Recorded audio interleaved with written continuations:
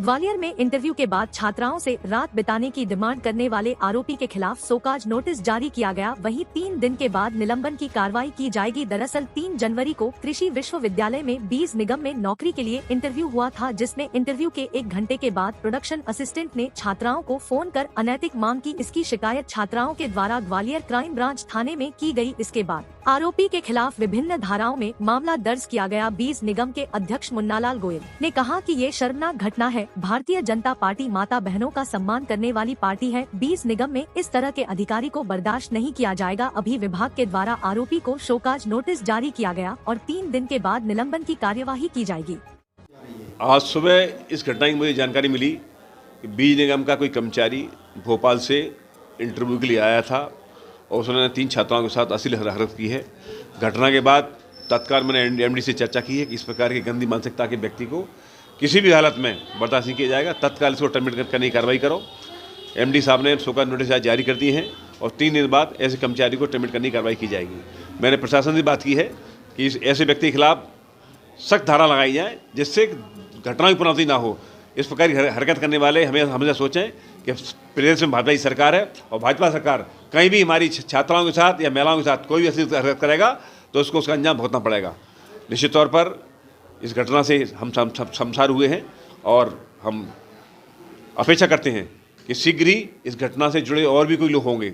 आज तो संजीव के नाम सामने आया है। इस प्रकार की गंदी मानसिकता का आदमी यदि और भी कोई होगा तो जांच की जाएगी, उसके खिलाफ भी कार्रवाई की जाएगी। ये एग्रीकल्चर यूनिवर्सिटी में टेक्निकल असिस्टेंट के तौर पर कुछ वॉक इन इंटरव्यू से संविदा पे कुछ भर्तियां होनी थी टेक्निकल असिस्टेंट्स के लिए।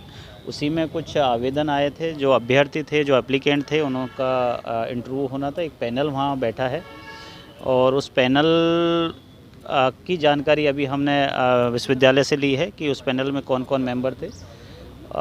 लेकिन अभी प्रथम दृष्टया ये बात सामने आई है कि उस पैनल में एक असिस्टेंट के तौर पर जो हेल्प कर रहा था टेक्निकल स्टाफ, उसने 3 लड़कियों को